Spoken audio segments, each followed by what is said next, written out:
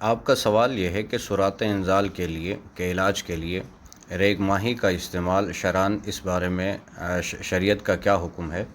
تو سرات انزال کے علاج کے لیے ریگ ماہی کے استعمال کا شرعی حکم،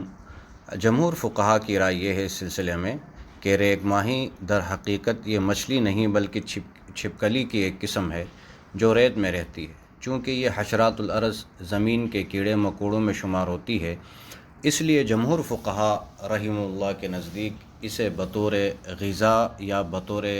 دوا کھانا یہ حرام ہے۔ ضابطہ یہ ہے کہ خاص طور پر حرام چیزوں کے ذریعے علاج، تداوی بالحرام جس کو کہتے ہیں، کے سلسلے میں ضابطہ یہ ہے، اگر کوئی بیماری شدید ہو، اس کا کوئی متبادل حلال علاج موجود نہ ہو اور کوئی ماہر دیندار طبیب اس کے استعمال کو ضروری قرار دے، تو ایسی مجبوری کی حالت میں اس کے استعمال کی گنجائش نکل آتی ہے، یعنی حرام چیز کے استعمال کی گنجائش نکل آتی ہے۔ چونکہ سرات انزال کے لیے دیگر حلال چیزیں بطور دوا کے استعمال کرنے کے لیے مفید موجود ہیں، تو لہٰذا سرات انزال کے بیماری کے لیے ریگ ماہی کو بطور علاج استعمال کرنا شرعاً یہ جائز نہیں ہے، حرام ہوگا۔